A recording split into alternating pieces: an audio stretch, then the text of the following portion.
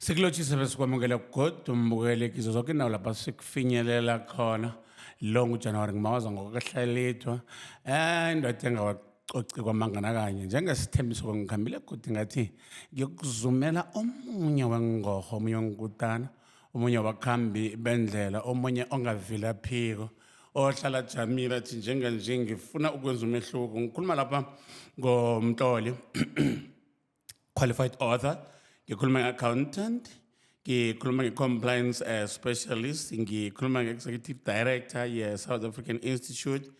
Utlole incwadi ubaba ngikhuluma ngayilo. Utlole incwadi ethi Understanding Your Challenges, a motivational book. Watlola nencwadi ethi akwenziwa ngesihlahla nayo motivational book. Oyi event organizer, ongo master of ceremony, MC. Ubuye kodi abe radio presenter. Ngimazi mina ngoDumsane Sithole. Kodwa abantu bakhe abathandi nabalandeli bambiza passionately wathi good man.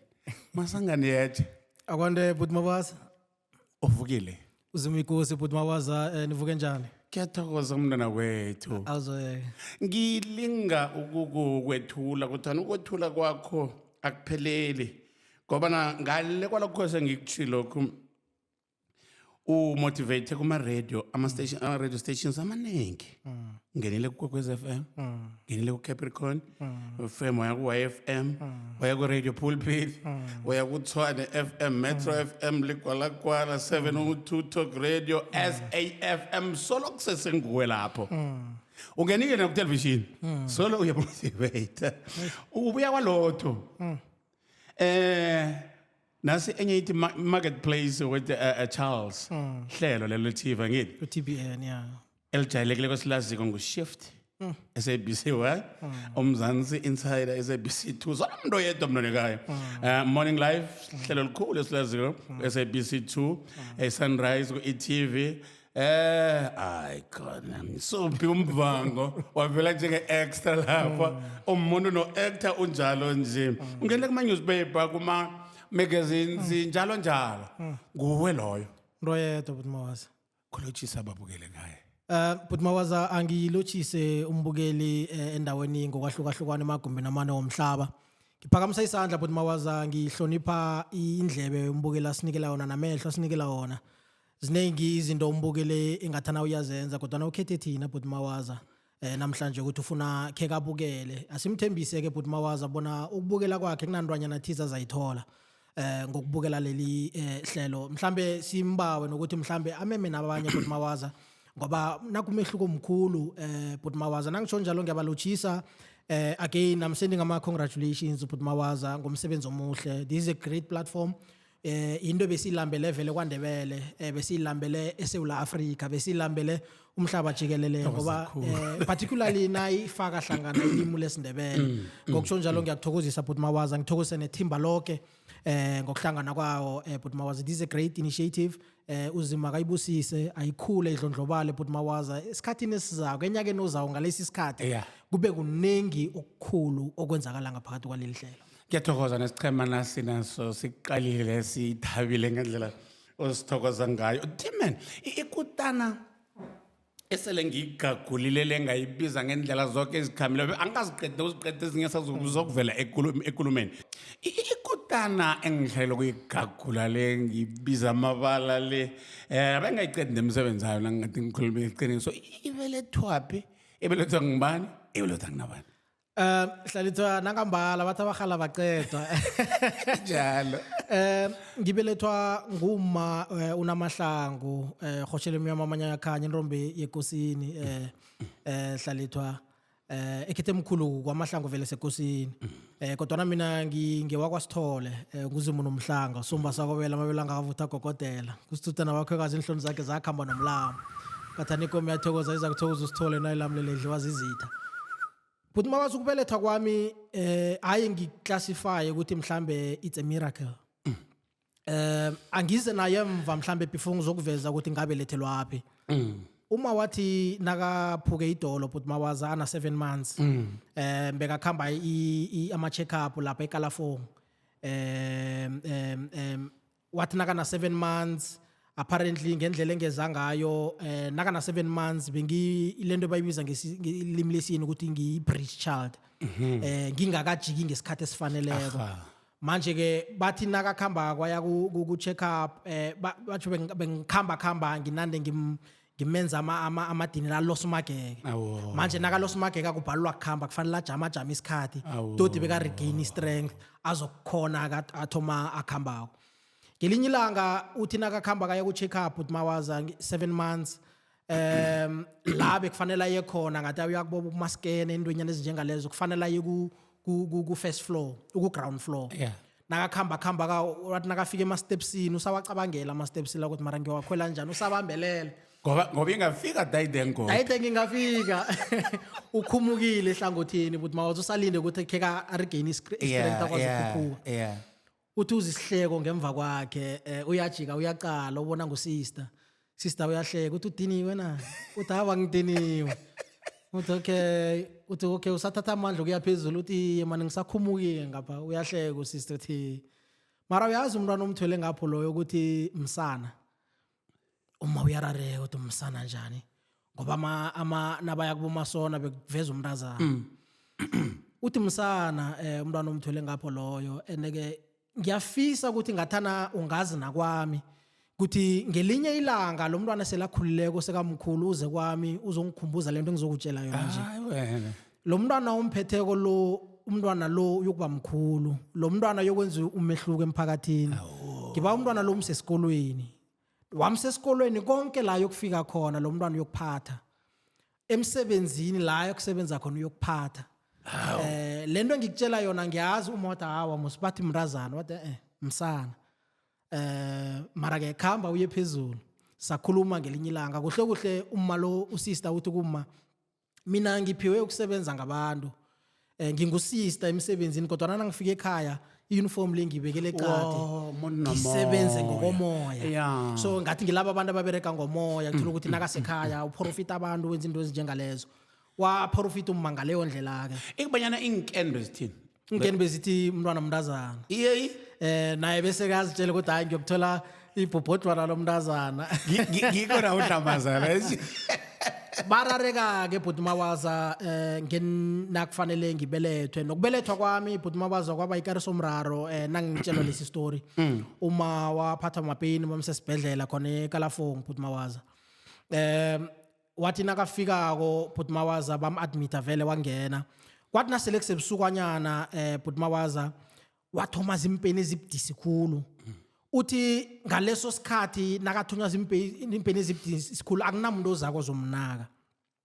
warareka nasele ajuluke khulu bhuti mawaza kubudisi kwafika udohotere kudesk yamanesi dohotere wafika wabetha idesk lamanesi bese ayile ngobuthongo alele wonke dohotere wabetha idesk wathi hey nilele lapha ipatient nasa yafa la baphapara nabaphaphamako lapha bayagijima bacheka umma lapha bhuti mawaza baphasi phezulu kufuneka ifayili bagijima bokufuna ifayili bhuti mawaza ifayili nabayifunaka bayitholi baba kufuneka ifayili abayitholi baraga toti bekwaba sebusuku kwabetha abo-12 kufuneka ifayili ayitholakali ifayili yatholakala ngamasa bhuti mawaza ngabo-1 sekaphela amandla uma uthi bekwatsho kuye ukuthi hayi angiboni ukuthi umntwana lo usaza kuphila bewaqola wazitshela ehlizweni ukuthi no ngilwe khulu angisenamandla nokuba namandla nje angiboni ukuthi lo mntwana usaza kuphila wazitshela uthi wayatha lapho bhuti mawaza wathi nakaphaphamako waphaphama uthi nakaqala efestereni ubona kunelangana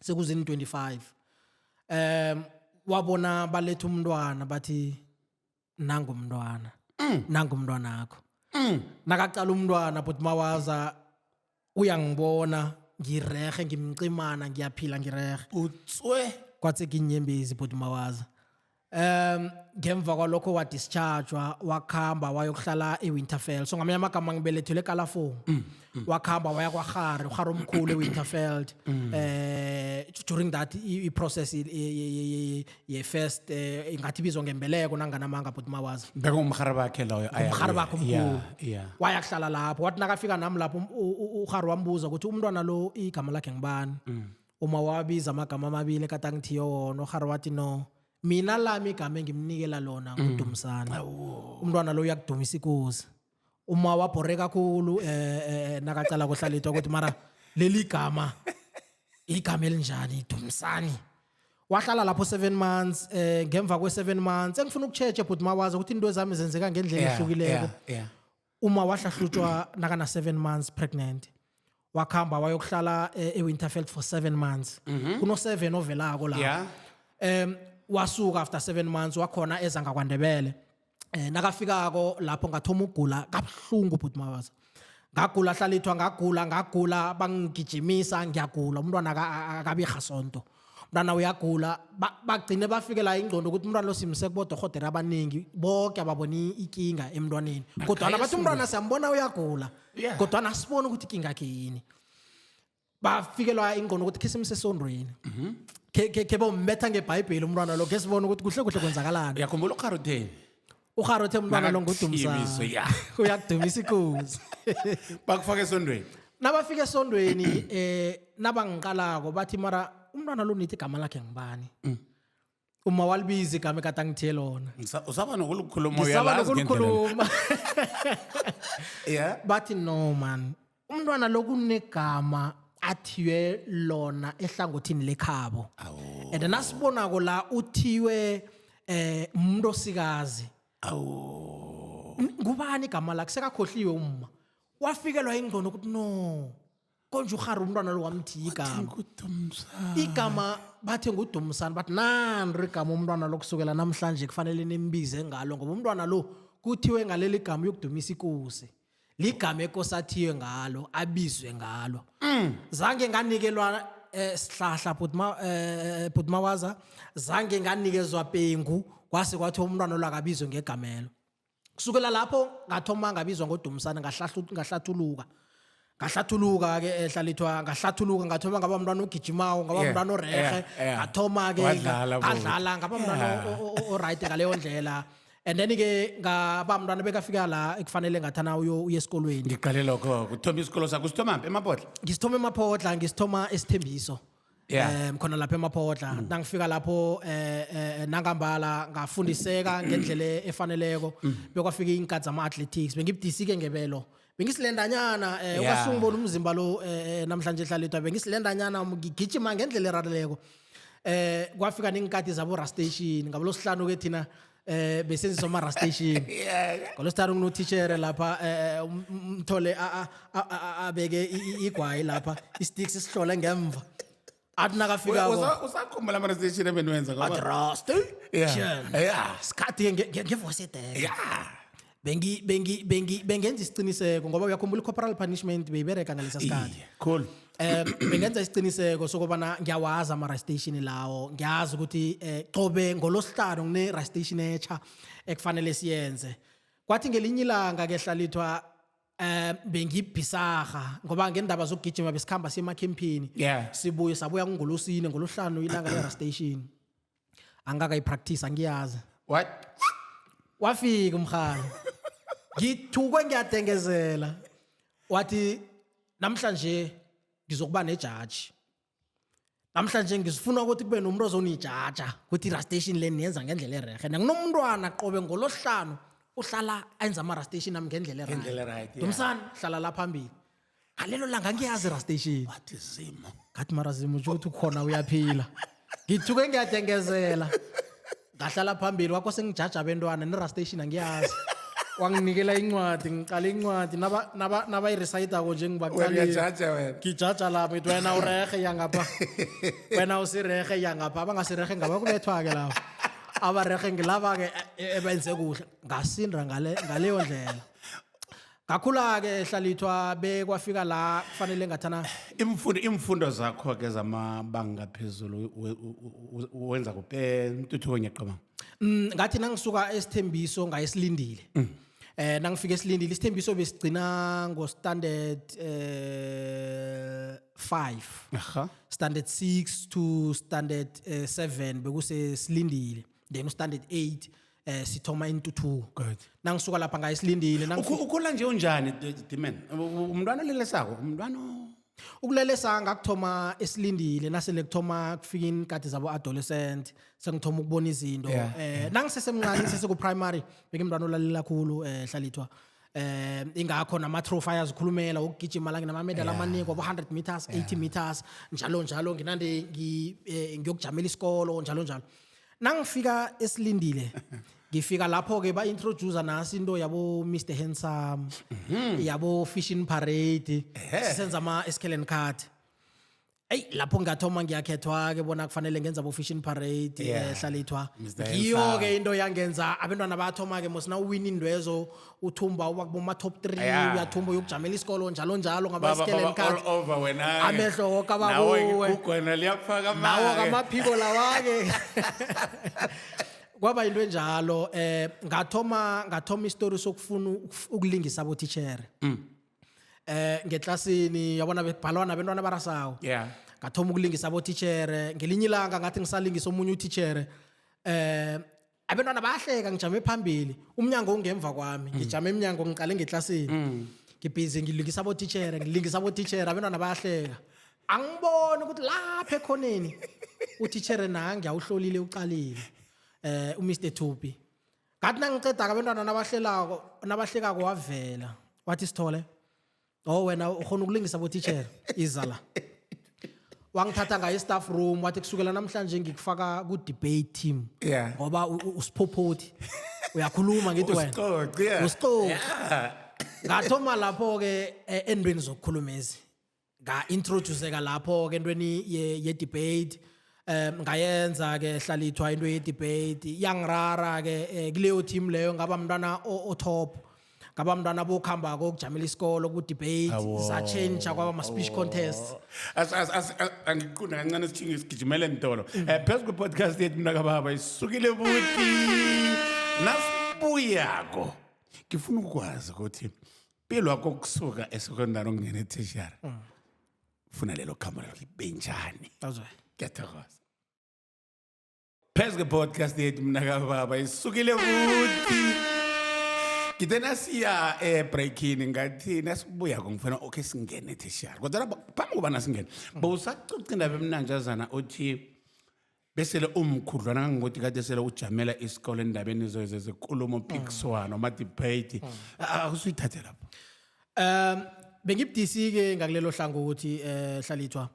ongangokuthi ngikhumbula kwenye competition sathi nasifike lapho sinama prepared speech ngendlela ngahlwepha ngakhona bagcine bathi no abantwana bakhe sibanikeze unprepared speech because lo mntwana sibona ukuthi into lozidlolele yona bebudisi khulu hlalithwa bavumelana nama teacher bathoma bakukhukhasa babodwa ukuthi mara nichange imithetho besingakazwani njalo and you are in grade 12 no ngisesesilindile hayi ngisaya entuthuko bazwana ukuthi no ku right exchange imithetho basinikeza i-unprepared speech bakunikeza i-topic ukhwela phezulu kwayo nonke nikhwela phezulu kwayo bakuhlome ngaleso sikhathi baphakamisa na ihlomako bakutshela ukuthi wena you are for this or you are against this kwaba into enjalo ngahlwepha ngendlela erarileko ngoba ingqondo wami ngenye indlela hlalithwa ngikhona ukuthi ngikhuluma nawe nje sengicabanga into ezi7 ngaphambili into leyo ithome ngisesemncane ngikhuluma nawe nje mina sengileki kude ngicabangela ngaphambili nangikhulumako nje into engikhulumako it's 6 steps back into etsho nje le inkulumo ekhuluma nje le ithi kimi ithi ingibuyisela emva lapha usister athi khona umntwana lo ngikhanuka ukuthi thana angathi bona belethwe akhule thomens izinto enginitshela ngazo nibuye kimi nabuyela niyamazi kwakhe wenzani kwenzakala noma uthini hlalithwa ngoba ngiqale nawe ngendlela khuluma nawe uzirara performance yakho beyirara nawe umnikazi weperformance ngiyakithi kwenzakalani ngosister usister Samazi hlalithwa ngiyafisa ukuthi mhlambe Nike sibe ukhona ubukela i-podcast nesibongo sakhe angisazi kodwana bekasebenza eKalafong anomoya sebenza nangomoya kumuntu obereka nangomoya ngiyafisa ngiyazi ukuthi mhlambe ngenze ukuthi ukhulakhulile Nike sibe usesekhona mhlambe ubeke neminyaka bekumnyaka miphi so bekuma 80s early 80s kuma 80s hlalithwa kuma 80s ngiyacabanga ukuthi ngakuma 80s from 85 to 89 ngenzeka ukuthi ngaleyo range leyo bekasese Kalafong ngazi ukuthi wa retire khona. Ndakababa uyazuma uDumsana kuqhakatheke kakhulu ukuthi nange khonakala uma lo yatholakala uDumsana noma selaba ngikhokho ayombamba ngesandla amthokoze kuqhakatheke kakhulu lokho kungena esecondary ke wafika wabetha into efana nalezo nakhona. Ngenza into ezinjalo sikhuluma ngedebate lapha kodwa sikhuluma ngeperformance in class bawunjani lapha. Ngeclassini bengimntwana othanda ama jokes, othanda ukudlala, othanda ukugwerana. Ngikhumbula ngelinye ilanga utitchere wathi niphika noSithole ohlalenza amahlaya ngeclassini kodwa nakubhala ama test uba yi-top student. Nina nanifika emakhaya niyadlala niqabanga ukuthi uDumsana ukufika ekhaya adlala afike ekhaya bafunde bese nizokubhala ama test aphase yena nina nisale aye to the next level nina nisele ngoba baqala lento bengikhona ukuthi nasifundako mhlambe sifunda something i-textbook mhlambe ngeclassini ngizi-edela amagama hlalethwa ke sithi i-textbook ithi wathatha iglass wasela ngifake ispice mina ngithi wathatha iglass waliqalaqala zangakholwa amehlo akhe walisemlonyeni wasela ngenza istory sibe mnandi so abantwana bebathanda ukuthi nakufuneka umntwana uzokufunda bakhombe wena bathakuye lo bayazi ukuthi kuyoba namahlaya lapho kuyoba nento engizifakako lapho hlalithwa ukhetha sibhike stream kwathena ngakhamba naziphi imfundo ngakhamba ne-commerce athathi commerce ne-accounting lapho bawunjani ngayo kunemetsi ngingakhe ngithi bengibukhali kodwana ngaba nenkinga nangenza umatric ke bokuyisikhathi ukuthi kosele ngikhambe nabo baba ngaleso sikhathi thina besenza abo standard grade nama higher grade ngathatha i-accounting nge-higher grade ngathatha business economics nge-higher grade economics nge-higher grade ngathatha ne-maths nge-higher grade ngathatha ne-english nge-higher grade and then nesindebele ke it was compulsory boyi-higher grade hlalithwa sathi nasikhamba nabo baba kuba nesikhathi sokuthi mhlambe nakho sibe uyazisola ubona ukuthi higher grade le ibdisanyana ungakhona ukuchange before ama trial exams nabenza nawugcwalisa ama form lawo okuchange mina ngiyikho ngikhambe nabo baba nangibuya kohlalithwa esikolweni abantwana i-accounting bayichange bonke bayenza nge-standard grade ngimi ngedwa entuthuko ebekenza i-accounting nge-higher grade kiloya nyaka awukho-ke bongekho ukuthi ungachange ngakhamba ngaya ku-principal ngathi principal uyabona bengikhambe nabo baba akunakuthi ungangixolela i-motivation sithumele kusekede ngibawe ukuthi qala angikwazi ukuba ngedwa umntwana and besingana teacher we-accounting teacher wafika sele sokutlola ama-trials so ngabawa ukuthi abhale i-motivation akhona ukuthi bangijugulule ngiye ku-standard grade wathi akukhonakali isikhathi sebasivalile sekuyokukosa ukuthi ngoba utitshera omutsha nanguyeza nakafika ngeclassini uzokufundisa nonke abantwana nge-standard grade ngoba you are the only one you-minority afundise everyone nge-higher grade athi nakaceda kowena uzokusala u-attend ama-afternoon classes ukhona ukuthi bakufundise-ke nge-higher grade because there's certain things ekosele uzenze ngendlela ehlukileko wakwenza-ke lokho hlalithwa ngakwenza lokho and-ke kwaba yi-pressure kulu ngoba ukhumbula ukuthi ngisabuya ukuhambeni nabo baba nge-chiscopo sifake namacicinyana abo-9 current ngisafuna ungibatha impahla ezitsha ngikhamba-khambe ngibone mhlambe nginande ngicalacala ngapha kodwana ngibuye emndenini hlalithwa umabe kabukhali khulu uma bekahlala nawe phasi hlalithwa akutshela igama linye yokulila iveke yonke ubona ukuthi uyangakha mara athi akubuze ukuthi ufuna ukuphelelaphi ufuna ukuba yini kuhle kuhle empilweni uyasibona isimo sangikhaya sinjani so nakhisibe awudosi ama-socks uyaphi nempilo ngiphela ihliziyo ukuthi ufika nini lapha uthi emva ukuthi wena uthethe higher grade wathethe aba-standard grade ama-results abanjani ihliziyo hlalithwa khe ngiyi-fast forward to i-exam ami accounting ngikhumbula iphepha lami lezwa lirepwe ngelokanze pinki dimeni lilodwa zwi amanye mabhandlela nakangwaqalile ambalo njani ahlukile bathoma banikela abaningi ngesilver ukuyibhandlelanyana engathi silver banikela abaningi bodwa umem usikhosana bambiza ngonomakhosi weza aliphethe nje weza phambi kwami wathi Sithole nguwe wedwa mntwanami kodwa ngiyazi ukuthi angeke wangiphoqa magama lawo ngihlaba ehlizweni kukodwa lokho kodwa ukuthi qhi ehlizweni hliziyo yathi qhi wanginikela wala unwrap phambi kwami wanginikela lona wathi nanti iphepha lakho break a leg wathi mfana. bethana msana wachayela ngatlwebha and ukhumbule ukuthi utitsher omutsha lo ehlalithwa ngiyafisa ukummention uMr Poto ngisamzuma naye njengosister loya wekalafoni obaba Poto ubaba uPoto bekafundisa enhluthuko ngakuhlanganisa naye kamnandi ngingathokoza kakhulu bhuti mawa kade khulu ngimzuma muthi ngina over 7 years ngihlola na ku social media ngifuna ukuyithokoza le ndoda ngokuvela ngithi udaba kwekamera feri baba lo angiyazi imvela phakhe vela kamera feri ngizokuhlanganisa naye wavela nasela afike entuthuka azokufundisa accounting yeah bengithi ngemva kwamaklassi sengiwa attendako lawa ngikhambe ngelabe kacatshe khona ngibethane naye tot ngabo 12 ngikhambe ngekhaya ngithi nangifike ekhaya akubekezelela angibekezelela athi no wena wenza standard grade wenza higher grade khamba so bethana la yenza so wena nansi into zakhe zokuphuma yenza so ananda angenzisa nama test ngapha ubhizi uyapheka ubhizi nendro zakhe ngicela ukuthi naye phela ubhizi anandro yamakha lapha anandra buya kimi Dimen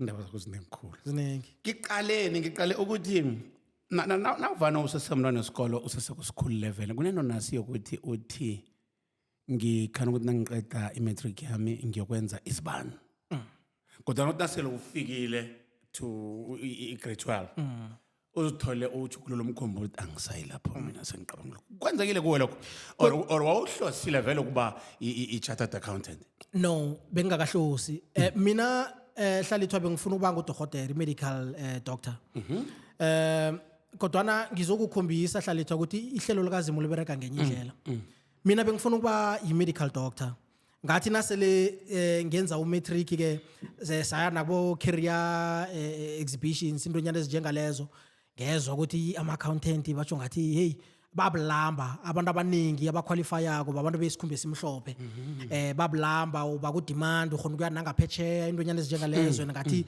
nenithoronyana zikhona batsho ngathoma ngaba nekareko ke lapho ngalisa into yo medical doctor le ngaqala into ye accounting ingakho ngenza i-accounting ngayiphasa hlalithwa ngiyakhumbula na thina besiphuma emaphepheni yeah nangithenga iphepha lapha nangiqalako ngibona igama lami ngibona kunestahla kwegama lami angizwisisi ukuthi kwenzakalani ngithi mhlambe bangimakhe ukuthi kunento e-wrong engiyenzileko na ngiyafuneka esikolweni ngabuza omunye umza wami wathi hayi wena uthole i-exemption futhi uya e-university ngijima ngaye ekhaya ngiphethe iphepha ngayobakhombisa bangihaga umma nobaba bathi mntwana nami siyathokoza ngalokho kwenzileko uyakhamba uye university nangambala ngaye university yiphi university ngayi-UNISA ngathi nangifike e-UNISA ngisesenento leyo ukuthi mhlambe medical doctor mhlambe accountant ngathi no khe ngithome nge-accountant ngathoma ngaregistera i-national higher certificate in specialization in accountancy it's a 2-year program ina 20 modules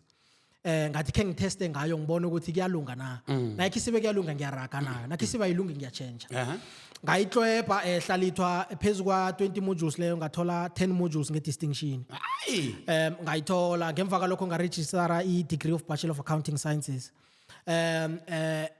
ngathi nangiyenzako hlalithwa ngathola 22 distinctions kileyo degree as well bengathola umsebenzi khona lapho ukuthi ngibe yi-tutor for first year accounting and second year accounting khona lapha e-university ngathoma ke ngatutara abantwana besikolo khona lapha e-university ngibafundisa i-accounting banginikele i-auditorium njalo bengiyathoma ukuhola ke ngathoma ukuthola imali okungeyami ngaleso sikhathi hlalithwa ngakhamba baba umuntu owenza umehluko ke ekhaya ngathoma ke nami sovela nemplastikana engivela nazo yeah so thoma abantwana nabantu nawo sobathi ukuthi mna kuthi uyezwa but uphethele njalo nawuhlika ibhesi lapha uphethe amaphepha bag uyathitiveza hey kwaba mnandi hlalithwa and then ke usuke Dimen usebenza part time ngithi lapho ngisebenza part time uqedile ngikwenza ngama weekend kuhle are in the meantime nawe uya apply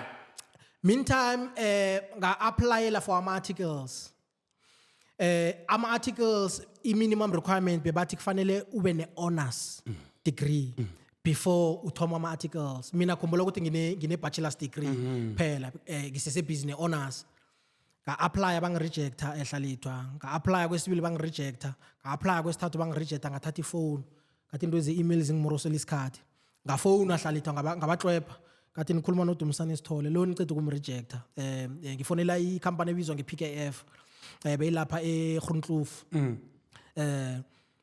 ngathi noma ngiyabona ningirejectile ngiyabona ama minimum requirement akhulumisa indaba ukuthi ngifuna umuntu honors. I'm currently busy with honors. Yes. And if you check my academic records nginama distinctions are over 30 that shows eagerness enginayo ne seriousness of now ngibani ngiteste ngiyazi ukuthi you are not in position yokuthi ngachange imithetho yekampani kodwa bengibawa ningiteste if in the first year umsebenzi engwenza kanothandi ningangikhiciza ningangilahla anginamraro kodwa ngibawa ningithembe but hayi angeke sakhona ba drop iphone kwadlula 2 days Hlalithwa elangeni lesithathu kwangena i-email ngibiza ku interview usele nesikhathi esikangani ukuthi complete i-honors ngaleso sikhathi? I'm in the middle of it khumbula ukuthi now bachelor's degree honors was only taking a year ngiphakathi kwayo so uhabile Ngihabile ukuthi awubekezele ukuthi qede no ngibona ukuthi no Hlalithwa ngiyabereka ngapha ngama weekend imali le angibo nokho imali kodwa kunokukhunyo okuningi engingakwenza and ngiqale nokuthi nangingathoma ama articles earlier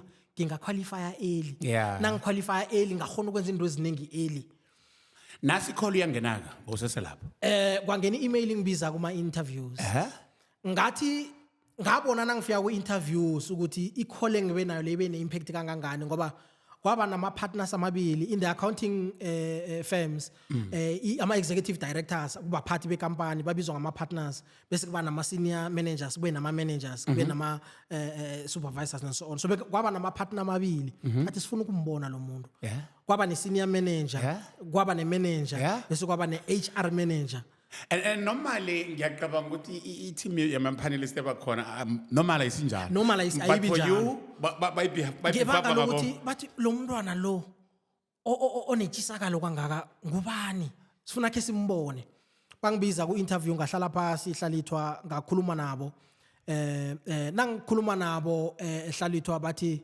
ngendlela ophendula ngayo imibuzo nangendlela unetshisakalo ngakhona sizokunikela i-opportunity sizokuhlaziya sikubona ukuthi ngemva kwe6 months wena uthe sikunikela unyaka thina sokunikela i6 months we'll do performance assessments after 6 months sikubona ukuthi uperforma kanjani sayithatha from lapho Hlalithwa ngangena kwaba kuthoma kwama articles ngenza ama articles Hlalithwa bengawaqeda ngawa complete successfully ngaqualify Hlalithwa kileyo company leyo ngakhona ke ngifike levelini la kuba ku management position la ngifika ku project manager la ngifika as an audit manager la ngifika as ku management so mara kwathi ukuthi boqatshiwe lapha bengiqatshiwe Hlalithwa kwafika ukuthi la uthome khona ukusebenza ke lapho ke in essence ngoba lebe bo temporary bengi temporary lapha kuhle while I started ama articles kulanga thoma khona ukusebenza kula uthola khona i pay slip kula kuba khona nama allowances la uthola into ezihlukahlukeneko uthoma ukusebenza nje iposition yakho yini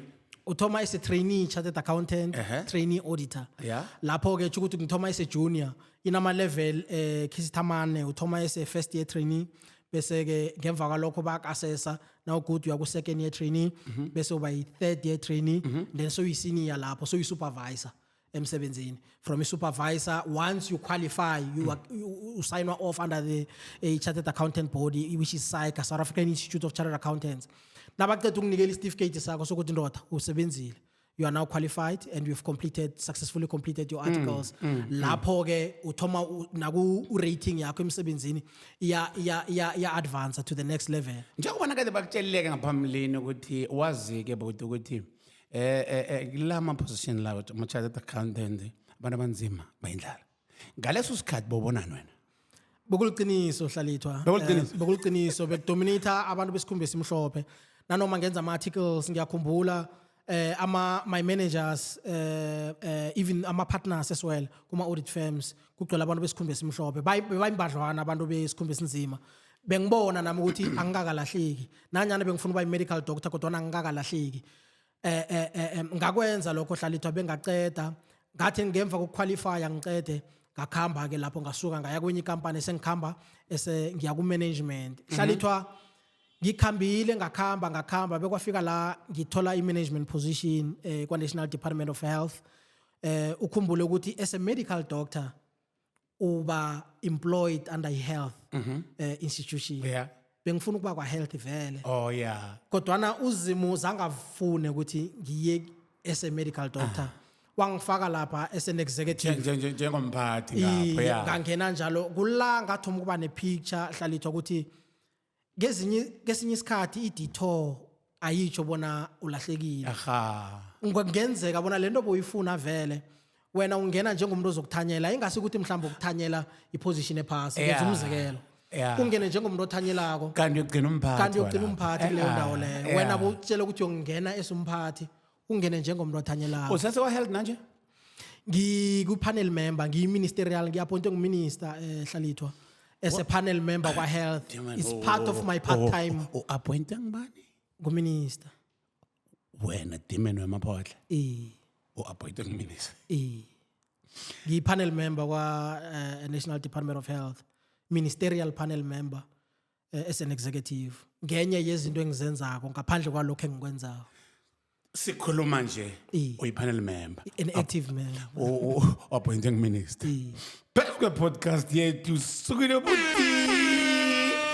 Siyabuya mntaka baba nalikudana ke ngigcine lapho-ke iragile godi yokuthatha omunye umsebenzi wokuba yi-motivational speaker ngifuna kasikeni ngaphakathi sibone ukuthi usuka phi-ke uyisukela njani into ye-motivational speaker umphathi sukile buti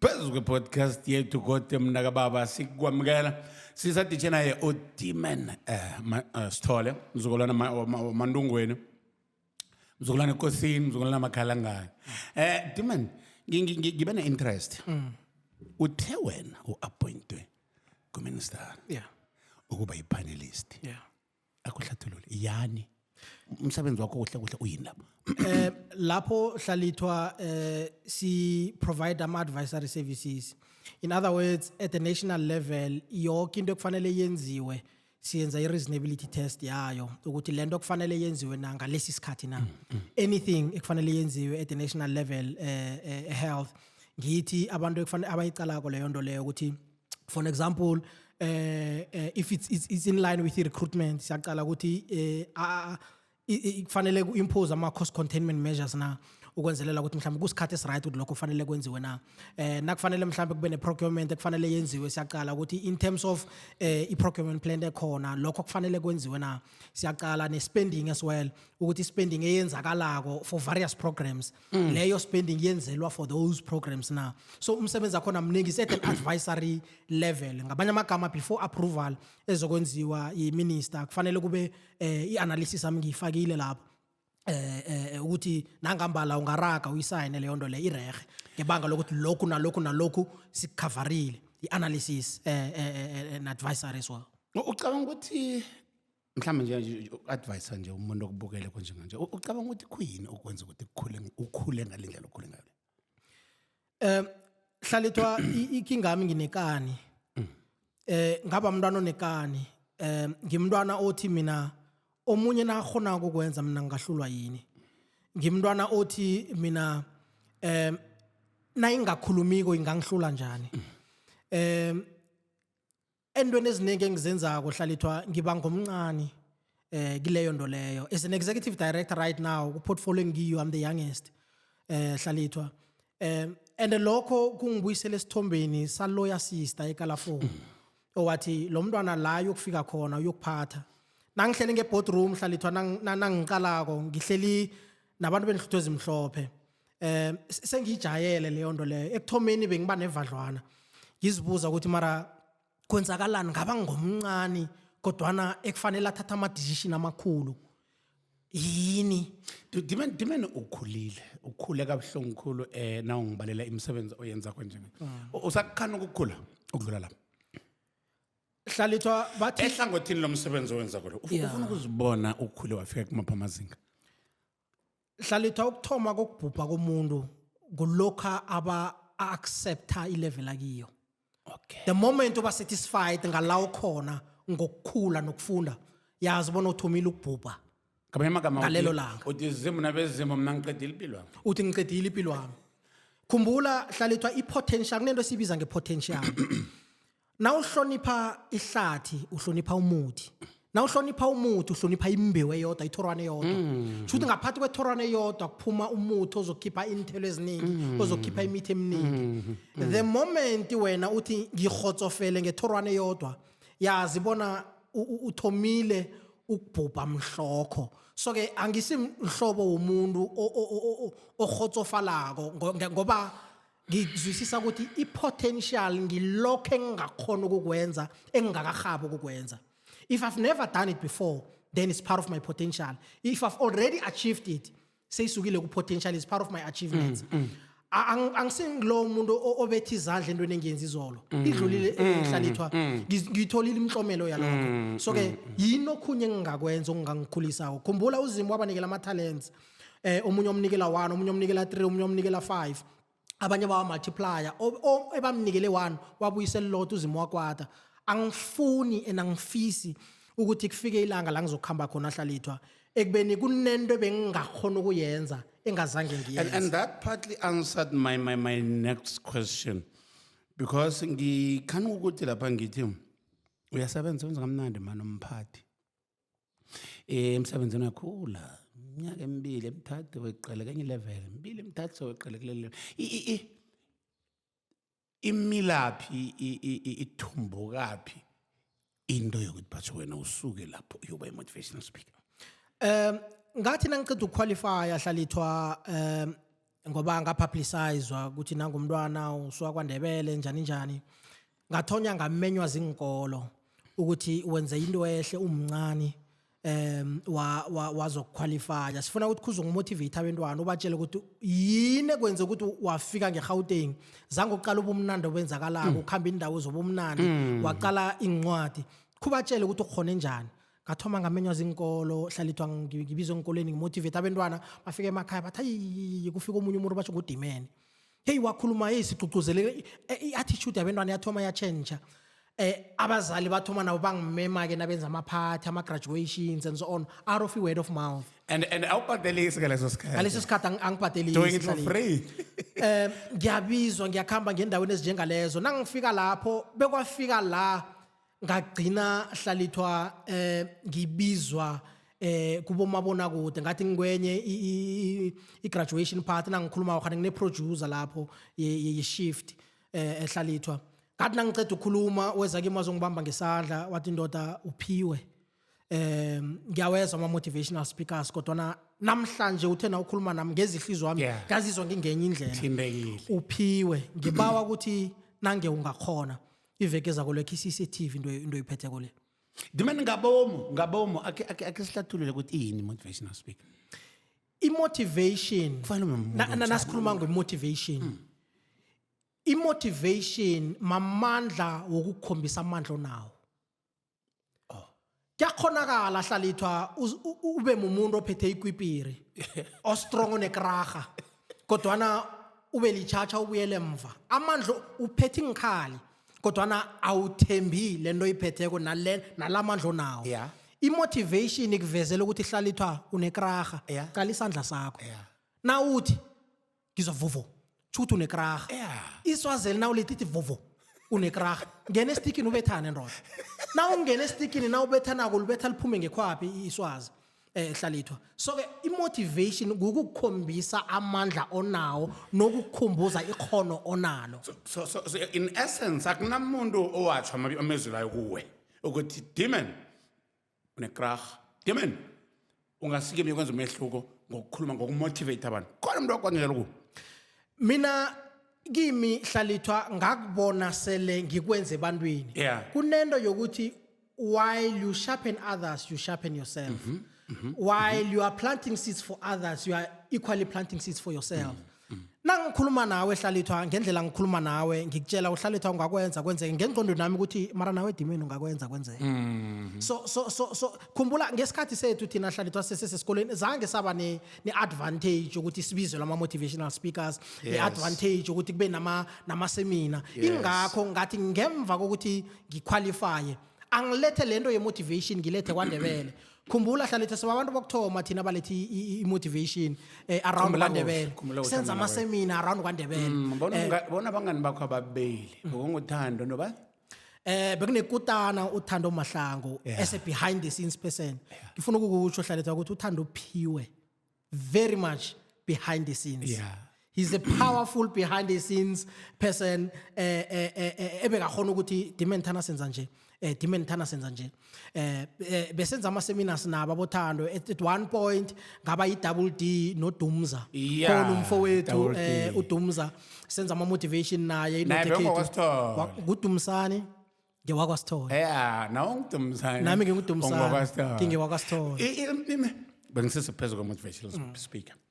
Kuyenzeka ukuthi i-motivational speaker siyazi ukuthi i-motivational speaker nje kube ngiyo-ke kodwa ejika iba weak to an extent yokuthi izibulale motivational speaker izicime yona kuyenzeka. Kuyenzeka Hlalethwa kunento engifuna ukuthi ke sikhambe phezukwayo. Abantu abaningi basakholelwa into ekutheni indoda ayilili. Yeah. Namtjana na umuntu strong, you are not supposed to be vulnerable. Kesinye isikhathi umuntu uyaphila Hlalethwa awusinguzimo. Nawe unenkinga zakho Hlalethwa hayi ngithi na ungana nginkinga tsho ukuthi uyikinga. Abantu navane bathi banenkinga tsho ukuthi vane banawe. In other words, everyone is a problem. Sikhuluma nje siku podcast nawe Hlalethwa unenkinga. Akho buyelele inkulumo leya ithe uthela na ungana nkinga uyikinga. Hlalethwa wonke umuntu ophilako unenkinga. Yeah. Ungaba mfundisi, ungaba mchumayeli, ungaba yi-qualified person, ungaba mtloli unenkinga. Wonke umuntu unenkinga. Na ungana nkinga, tsho ukuthi nguwe inkinga. Tsho ukuthi uyikinga. So usaphendula ukuthi motivational speaker nayo immondo. I-motivational speaker iyaphila nayo iyakhutshwa. Nayo iyaba nemraro. Nayo iyaba nemraro. Egcina kuthana ingasizwa ngenye motivational speaker. Nayo edinga ukuthi thana ingaqala ngeqadi ukuthi mara yini into engangikhuphula, yini into engangimotivate, yini into ifana nefone Ngoba umreko kaziregululi. umreka kwazi inyanga izilapho umuntu akazigudi. Yeah. Abanye balalela umvumo umkhuphule. Omunye umuntu ubukela ama-channel afana njengala Hlalethwa akhuphuke. Omunye umuntu ufunda incwadi Ngekuzwele. akhuphuke. So kunendlela eziningi ezingenza ukuthi umuntu aloleke akhona ukukhuphuka. Ungiphendulile. Ngiqalela ngikubone kaningi wenza i-motivation and kufanele ngikuveze lokho mbukele ngikhaya pha lo muntu ubudisino disi kabuhlungu umuntu lo iphimbo lakhe ilizwi lakhe naliphumako likhafula umlilo wokukhulisa ngaso sonke isikhathi net nakajamile kwathi ngiyamotivate wawuvula nje wapha kunamezwi wokukhulisa lapha ngikuveze lokho Dimen kuyenzeka ke ngiyacabanga ukuthi emva kwa each and every session oyenza ku ye motivation kube no amongst your audience. Kube nomuntu ozokuphuma akulandelele mhlambe one on one. Azokuthi ngibhalele kuphakamisa isandla ngaphakathi apha. Ngoba ngibona ngathi yami imiraro ingaphezulu kuyabanye. Yenza into efana naleyo ngicabanga.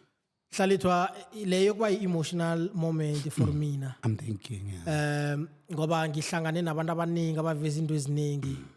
Ngimqala umuntu oHlalethwa uthola umuntu adengezela ezakini ubereka njani ngobujambo obunjalo thina umuntu athi ngiba ukubamba nethi ngesandla angikholwa ukuthi nguwe yeah ngibona inyembezi zitseka Hlalethwa iyangihwatha man ngicabanga ukuthi umuntu lo Marius nami ngimuntu ngiyaphila ngikhumbula the first moment Hlalethwa kwakhe kwenzeka sibizwe kwenye indawo bengikhamba noBobo Dabiti Hlalethwa kufanele ngimveze umthombothi ube ne-impact enkulu ekungifakeni nangaphakathi kwalomkhakha uyakhumbula mina ngangena SOL as a DJ particularly ku radio motivations ngakhe ngaba nakubamba ones and twos ngathi nangikhuluma noBobo bathi ayikhona mara Dimen ustrong kwethu uyahlwepha ese DJ uyahlwepha ese motivation into lekhe sisemoyeni wangifaka emoyeni umoya in terms of ukukhuluma emoyeni uyakhumbula mina bengibizwe enkolweni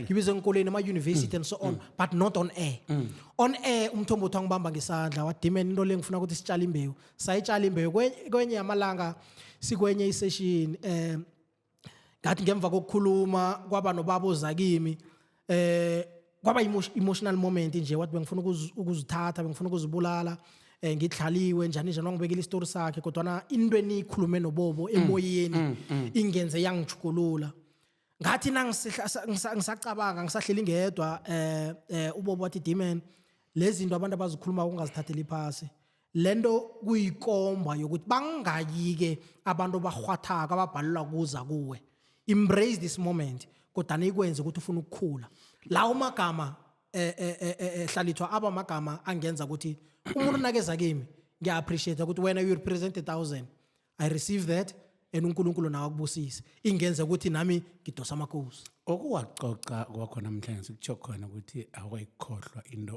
uDavid ayenza kuwe Dibeni nginomfundisi lapha nginomotivational speaker yeah umfundisi kimi nayo ya motivate motivate ngidlela enjani umfundisi uya encwadini eBhayibheli athubhula amavesi lapha ngamezwi aphuma kuleyo ncwadi awathathe ayo motivate motivational speaker kaningi ithubhula mhlambe ingikutani ezithileko nezehlakalo abakhe bazifunyana abahlangana nazo nemiraro nokuthi baphuma njani emirarweni nabo bese ithathe indlela enkutane ezwasinga iphosela umuntu ukuthi abe motivated ngiqinisele nanginjalo hlalotha uqinisile ngifuna ukubona kukhona umehluko phakathi kwakamfundisi no ukhona motivational yeah hlalithwa ukukuphenduleni benginenkinga abantu bathi nabangifonelako nabeza kimi bangibize ngomfundisi omunye umuntu bekangifonela athi ngiba ungithandazela ngithi angisimfundisi ngiyi-motivational speaker umuntu athi angifonela athi Dimen abanye bathi nguDiamond kungithandazele mfundisi ngithi angisingumfundisi ngiyi-motivational speaker hlalithwa i-motivational speaker mgcugcuzeli nayikhisibe nangigcugcuzelako ngigijimela encwadini engcwele ngibe nomdzubhulo engiwudzubhulaka encwadini engcwele ungakadluli kuyenzeka wena ungidimeni kuyenzeka asikhambe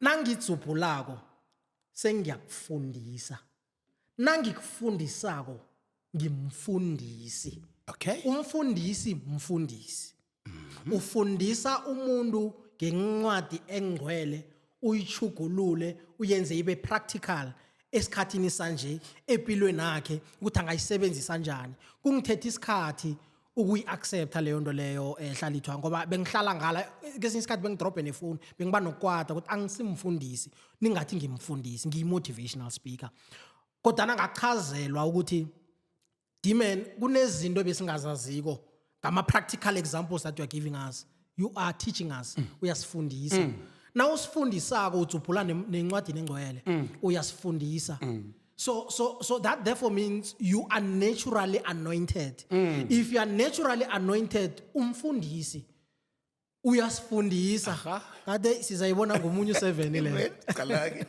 qalaki kade ngikhuluma noBobo noDavid sicoce ngayo lapha kusikade ngithi David nangilali ihlelo lakho lingitshela ukuthi you've grown from being just a motivational speaker to now a pastor.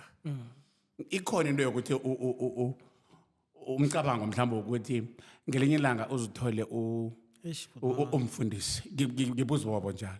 uBobo nangiphendula ukuthi kimi wathi hlalutwa gradually I'm getting there and kuyazenzakalela ayisimo ukuphusha kokuyazenzakalela. Same question goes to you, Dimen.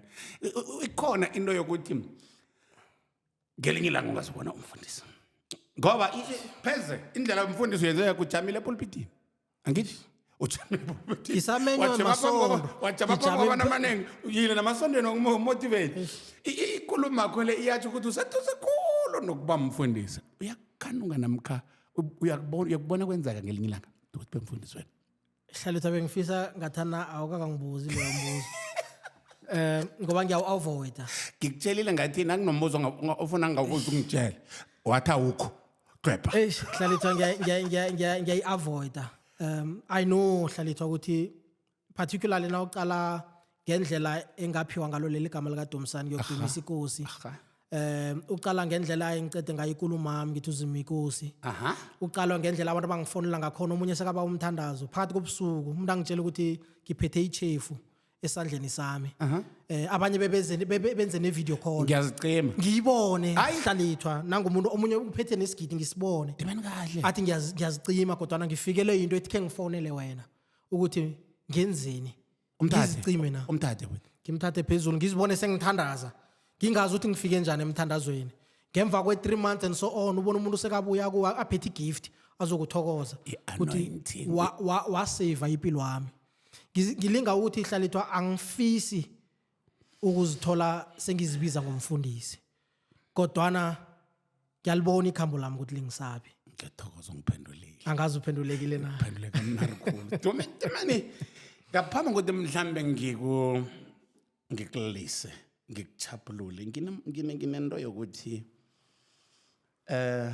siphila ephasini lemiraro siphila ephasini lemhlako siphila ephasini lokuhlokeka kwemisebenzi abantu balimele emkhumbulweni kuyaliwa emindenini limala imkhumbulo abantwana abantwana bagcina balilize ephasini ngoba ba-affectwa imiraro yangikhaya ngikhana ukukuhijacka ngidiman net session engiyo le ngipha imzuzwana ukukhulume nombukeli ngendlela yokummotivate ngale imiraro engiqeda ukuyibala engaphezulu kwalokho Hlalithwa kunento ezihlanu engizosisummarize msinyazana mhlambe kungeneni kwami kizwa ngithome ngokuthi almost doesn't count Hlalithwa asinale podcast by almost starting it you had a plan you started it almost doesn't count Hlalithwa anginaziqo enginazo ezo by almost studying I studied angeze you can't get something by almost doing it abantu abaningi sihlela sifuna izinto kodwa we don't find ourselves doing that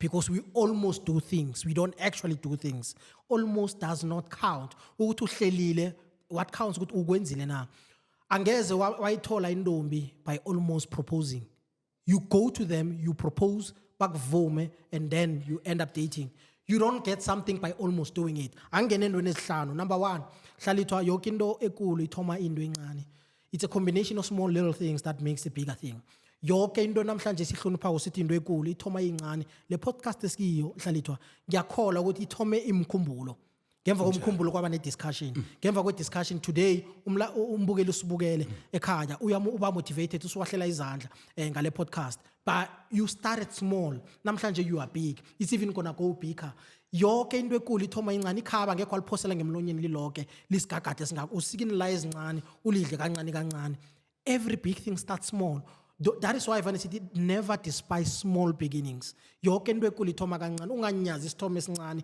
neLamborghini ngelinye lamalanga bengi-auditor one of the biggest brands engekhe ngayibiza ngegama ngathi nangifika ku phase 1 benza ikolo yetsha imodel etsha bangisa ku phase 1 Hlalithwa ngathi nangifikako beyimbi khulu ingakapendwa nokupendwa iyimbi Hlalithwa ngathi nangicala ngathi mara mhlolobane nenzako lo but this is phase 1 wait until you see the final product ngakhamba ama stages wonke ngathi nangibona i-final product zange ngikholwe because it started small yonke into in different phases ithoma incane ngenzeka ukuthi kunamagama ebakushiya ngawe ekhaya kunamagama bakhuluma ke emphakathini namagama bakhuluma everything starts small never despise small beginnings kwesibili be committed to what you want to achieve Hlalithwa vane ngithi show me your commitments I will tell you who you will be anything that you're committed to you become if you're committed to studying you become educated if you're committed to drinking you become a drunkard if you're committed to studying the Bible uba likholwa yonke into o committed kiyo uba ngiyo if you're committed to the gym uba bodybuilder uba uyaqina everything that you're committed to you become what is commitment commitment is the ability to do something that you have to do even when you don't feel like doing it anymore Hlalithwa nangithe mina ngifuna ukuhlola nanoma sengivilapha sengidiniwe ukudina ngangistophi ukuthi ngenze angistotshwe ukuthi nje sengiqedile kufanele ngikwenze commitment says now uthe ufuna ukupheka nanoma sowugula ukhohlelele empotweni ngoba you are committed to the cause that you want to do be committed to what you want to achieve if you are not committed enough you might not achieve what you want to achieve kwesithathu have big dreams Hlalithwa ukuthi umncane akungakwenza uqabange kancane hayi ngithi mina we don't pay for our thoughts we don't pay to think but we get paid for our thoughts angibhadeli ukuqabanga kodwa ngiyabhadelwa ngalokho engicabangileko. Namhlanje sinencwadi ehlalithwa best selling books. People are paying for my thoughts. These are my thoughts. Lokho esikikho hlalithwa it's your thoughts. Le podcast esikiyo it was a thought. You understand? So anything kesinye nesinye simokiso ungavumeli simokiso si minimize your thinking capabilities. Akuna limit to thinking. Hlalithwa you can't exhaust your thoughts. If there is a bank that is always open for you to withdraw, it's a thinking bank. You must always think so that you can generate more, so that you can achieve more. Have big dreams. Hlalithwa kwesine have direction. Ungabi nguvuma zonke ube nguwoke wonke. Umuntu asithoma ibusiness uyangena, umuntu asithengisa uyathengisa, umuntu asilala uyalala, umuntu asivuka uyavuka. Unguwoke wonke awuna direction. Hlalithwa if you want to get to a certain destination, have direction. Direction does not mean you're not going to get a detour. Detours are part of a journey. Having a detour does not mean you'll be lost. For me, again, it's practical. For me to get here to where we're recording, even using GPS, in location, turn right, turn left. I did not give up when I was at the wrong location. Namhlanje ubukele ukhohliwe nge wrong location that I was at before the recording. Namhlanje ubethe izandla uthi yo that podcast, that episode ngoba ubona final product, you will get detours. What are detours? You will divorce. Uzokuluza umsebenzi uqoqwe. Uzokhetshwa. Abantu babuyele emva bangahelebhi. Abahelebhi ngoba bafuna ukuthi ukuhelebha uzima ubadosele emva ngoba akafuna uhelejwe umuntu kusasa oyokuthi na uphakama kathi nimbona nje wahelejwa ngimi. So have direction in life, you will get to where you want to be. Kokugcina hlalithwa sonke siyamdinga omunye umuntu. Everyone needs someone. Ngeze kwaba ne podcast kungana guest, angeze kwaba ne guest ne host kungana mbukeli. Everyone needs someone. Ngeze kwaba nomhatsho onganamlaleli. Angeze hlalithwa kwaba nendo ngaphandle komunye umuntu. Everyone needs someone. Kuze uphumelele empilweni uyabadinga abantu. What does that mean? That therefore means ungamnyaza omunye umuntu ngoba lo muntu omdelelako namhlanje ngaba umuntu ophethe inkhiya zephumelelo yakho kusasa. Zinengi ama examples engawanikela hlalithwa mina is practical examples zokuthi ube nomuntu akudelele izolo kusasa buya zokuba ihelebho kuwe. Such is life. Ngithanda ihlangothi elithi commitment. Kuwe mbukeli ngapho ngikhaya nendleleni nami konke la sikuthola khona. Commit yourself to be watching Isukile Buti and you will learn. Demon. Hlalethwa. Bye bye. Uzumikosi hlalethwa. Ngeba uzimo nabezimo basibekele wena. Ngiyathokoza hlalethwa. Unengo sakufumba thinga lezo zandla lezo. Ngiyathokoza. Awukakhuphe bonke. Nakubulongo umsana awukakhuphe bonke mina ngene senethemba. Lokuthi usawukuveza okhunye esigakabukwazi nje namhlanje singawe. Khula. Ngiyathokoza. Khula masanga. Hlalethwa abathi azicedwa zonke and bathi import awuziphakulula ezingakavuthwa. Khona okuningi okusezako angikuvezi ngoba kakavuthwa. Abanye bethu sibethwa ukuthi simemezela impoto zingakavuthwa. Ngene ku social media umemezela into sesemahlelweni. Ukarwe kulokha impukani izize silondweni zikhotha kamnandi uthi kumnandi naka ama likes. Labo bantu ikhona into abayichiya impukani nazingena esilondweni zichiya ikhona umonakalo eziwenzako. Ungamemezela impoto zingakavuthwa. Kunenge kusaza kwenzeka ehlalethwa empilweni kodwa nasithulile sithanda ukuthi kube yiphumelelo. Mntwana baba nawe ungakaniliseki liphimbo lakhe nalicoca konje nanzi incwadi zakhe embili lapha nanziya zimbili abangibona ukuthi ziphelele lapha khona ezinye hlalethwa zikakapheleli yokthoma ithi understanding your challenges incwadi yokthoma best selling book. Yesibili ithi life principles ngiyo le ngikhuluma ngamathulusi wempilo isikhaftini lesisepilo. Yesithathu is the first Ndebele motivational book in the world hlalethwa etloleke ngelimi lesindebele akwenziwa ngesihlahla yonke into ofuna ukuyenza ayenziwa ngesihlahla. Zikhona izinto ekufanele udlulekizo ekufanele uzenze kuze uphumelele. Yokugcina ngengibhizi ngayo nje hlalethwa engipheka kethi you are valuable. Lapho ngikhuluma nawe ngathi ngihleli nawe njenga podcast setup nje ngithi you are valuable. Ngizama ukuchazela bona ukuthi bagadange phezukwakho akusho ukuthi ivelo yakho yehlile. Ukuthi bakuthele ngamanzi akusho ukuthi ivelo yakho yehlile. Nemali ugagadanga phezukwayo isese yi10 rand 20 rand ungayithela ngamanzi kusese yi10 rand uyihlangahlanganise uyiphose ngetoilet uphose ini imali masangana. Zumikosi. Sukile Buti. Nangomuntu madoda. Asithokoza.